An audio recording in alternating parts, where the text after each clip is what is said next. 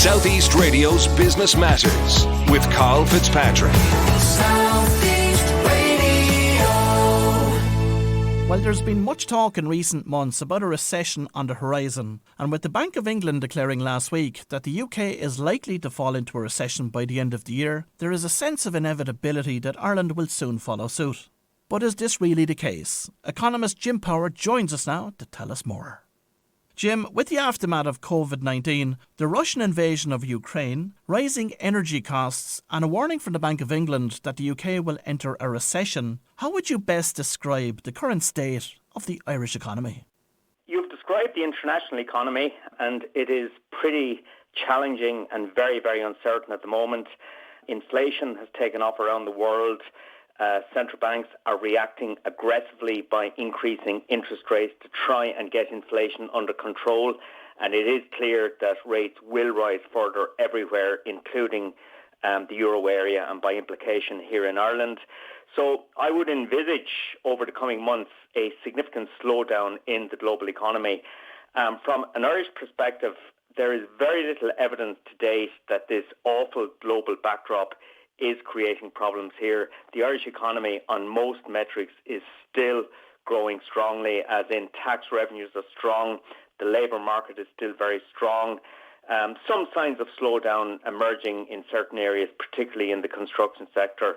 But generally, it appears that the Irish economy is largely immune to date to what's happening globally.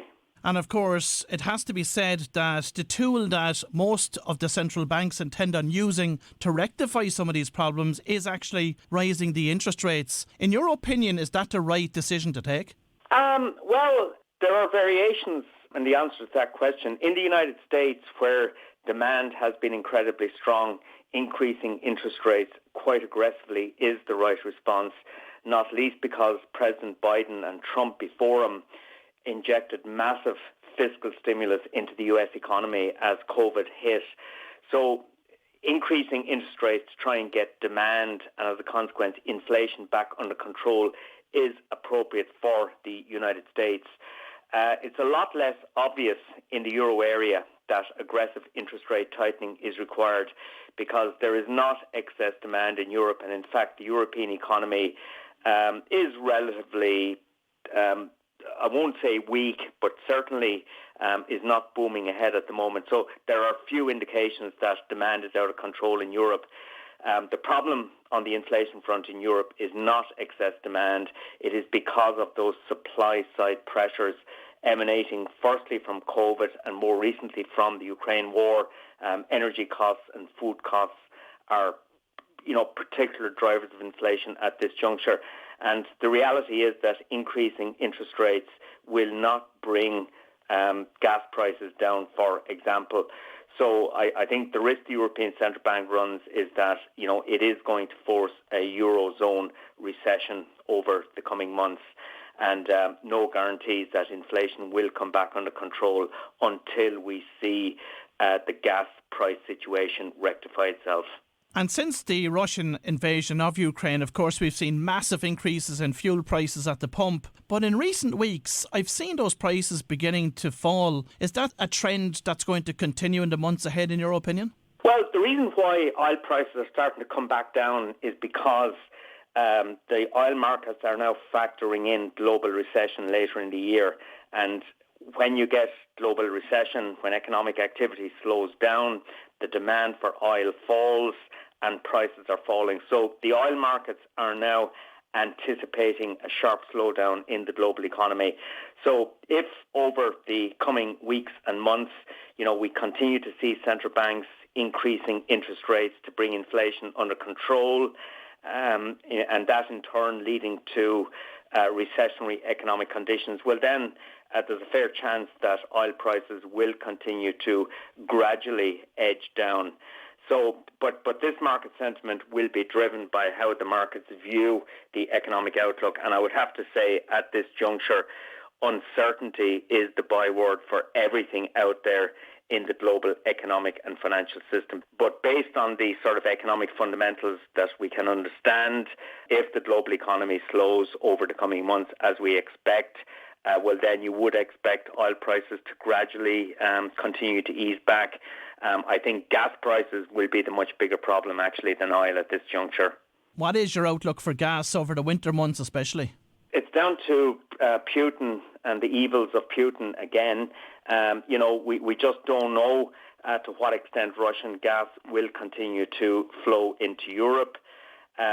So there's a huge issue about the future supply of gas.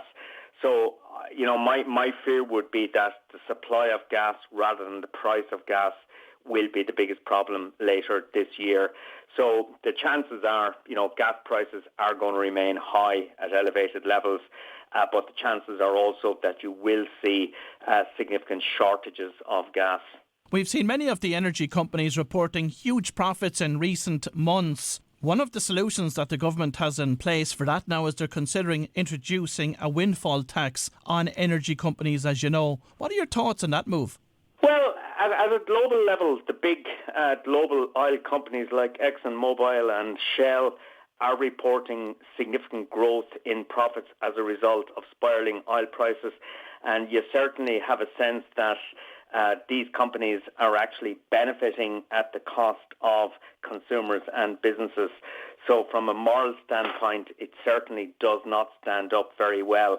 So there is certainly a strong temptation to contemplate the notion of a windfall tax on those excess profits.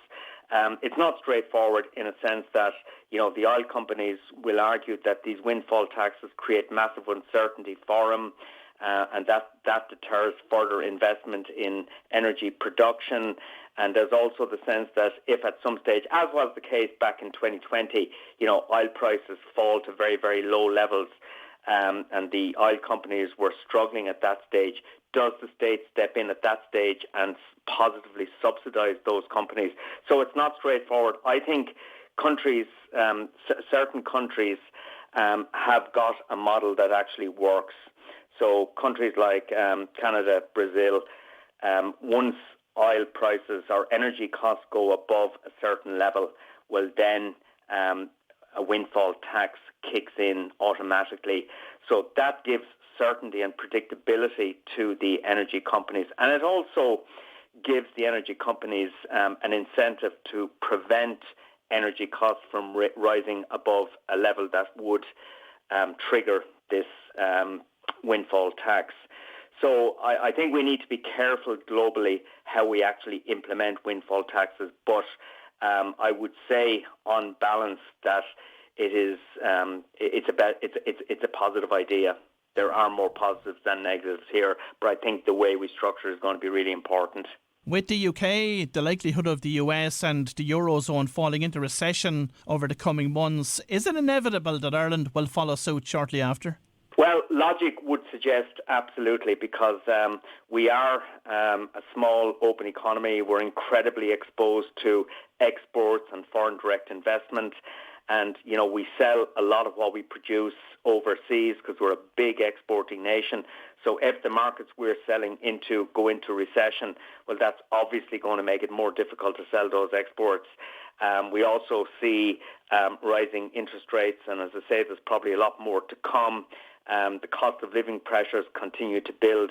So logic would suggest that inevitably over the next 6 months or so, you're likely to see a significant slowdown in Irish economic activity. I stress that's what logic would suggest.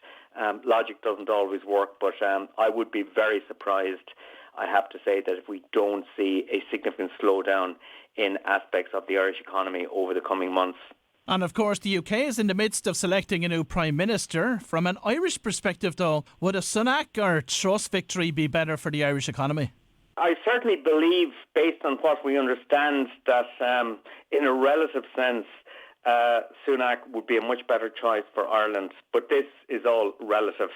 It's clear Boris Johnson really didn't give a damn about Ireland. He didn't give a damn about anything really except holding on to power himself. I actually think Liz Truss will be worse than Boris. I think she will be more negative on many different fronts, and certainly I think it will be the worst possible outcome for Ireland. But Boris was bad for Ireland. Truss, I think, will be worse for Ireland. Sunak would be slightly less dangerous from an Irish perspective. But listen, we're dealing with a Tory party at the moment that has lost all sense of reality, because if they hadn't, they wouldn't have pushed ahead with the nonsense of Brexit in the first place and everything that has subsequently happened. So I think it's sort of Tweedledum, Tweedledee, but I would prefer on balance to see Sunak win the leadership, but that's very unlikely to happen. So I think we're going to be stuck with Liz Truss, and I think at that stage we'll be wishing for the days of Boris again. And Jim, on the topic of a US recession, what impact would that have on US multinationals investing further in Ireland? Well, if you got a US and indeed a global recession, the way corporations typically respond to that is through cost cutting, and given the globalized nature of those large multinationals, the possibility would be that the cost cutting would occur across the board. So I would feel a US recession could certainly do some limited damage to multinational investment in this country. But I still don't believe that a recession in the United States would force massive disinvestment from Ireland, because most of these corporations will try and look through the recession. Ireland is still, at least at the moment, a good place in which to invest and locate business. It is the only native English-speaking country in the European Union, with the exception of Malta. So that's important for American companies. And provided, actually, we maintain a pro-business environment in this country, provided we don't increase taxes, and provided we continue to offer a good investment environment for multinational companies, I think we should be okay. But, in answer to an earlier question, logic would suggest that a global recession will impact on Ireland, and the impact on the multinational sector is part of that overall impact. Inevitably, if US multinationals start to experience a slowdown in global growth, there's always the risk they start to cut costs. But I think Ireland will be relatively immune from that. Not totally immune, but certainly partly immune. And Jim, given the current challenges, what are your concerns and what's your outlook for SMEs here in Ireland? I'm worried about SMEs, I have to say. The problem, of course, with an SME is that there are just so many different types of SMEs, implying one person, implying up to 250 people engaged in all sorts of activities. Over 99% of companies in numerical terms are categorized as SME. They employ about 65% of private sector employment in the economy. They occupy every town, village, city around the country. So they're an incredibly important part of the local and national economies. They are experiencing difficult times at the moment, which will be made worse by a recession. Interest rates rising, energy costs rising, labour availability and the cost of labour is becoming a big problem. So SMEs are experiencing pretty dramatic increases in business costs at the moment, and so I would be concerned. And we've seen, in recent days, for example, Musgrave Group come out looking for government support for the SME retailers that are part of the retail grocery sector in this country. So, and I think there's justification for that, because as I say, all of their input costs have increased dramatically, and SMEs at the best of times, struggle with tight margins and so on. So I would hope that the budget on September 27th would pay a lot more attention to preserving employment in the SME sector rather than focusing on some sort of populist cost of living package. So specifically, Jim, what supports would you like to see in budget 2023 for SMEs? Well, I would like to see the 9% VAT rate for the hospitality sector and other parts of the economy being maintained indefinitely. I would like to see some efforts made to try and give a holiday on commercial rates to the smaller businesses. And I would like to see basically government standing up and recognising the importance of the SME sector to the economy and trying to make life as financially viable as possible for those businesses. But, the stuff they can do on the taxation side, the stuff they can do in terms of stuff like commercial rates, and if necessary, looking at pushing out tax liabilities further again. The problem in the SME sector, of course, is that many of them have just been emerging from the horror of COVID-19, and they're now being hit with all of the stuff that the Ukraine war has actually given rise to. So it's a pretty challenging environment, and I think government is really going to have to focus in on making sure that as many of those SMEs as possible remain viable. And Jim, finally, the era of low interest rates seems to be well behind us at this stage. How high could interest rates go over the coming years? It is clear that for the moment, the era of historically ultra-low interest rates has passed. The European Central Bank has increased interest rates by 0.5% last month in July. And I would say there's a possibility that over the next 6 months, the European Central Bank might take rates up to 2%. I have to say, based on my analysis of the Eurozone economy, I think any increases beyond 2% would start to become very dangerous for the Eurozone economy. So we are not, in my view, entering into an era of very high interest rates that people of a certain age would remember from the 70s and 80s. So I think the upside to rates will probably be limited to about 2%. And if you look out a couple of years hence, if inflation does come back under control, you could actually see rates slipping back again. So it's not the end of the world on the interest rate front, but certainly at the moment, based on what's happening in inflation, based on what the European Central Bank is saying and now starting to do, rates are rising. But I don't envisage dramatic increases in rates beyond 2% because I believe the Eurozone economy just could not sustain that. Well, if you've just tuned in, that was economist Jim Power, and I'd like to thank Jim for sharing his expert insights with us this morning. Southeast Radio's Business Matters with Carl Fitzpatrick. Southeast.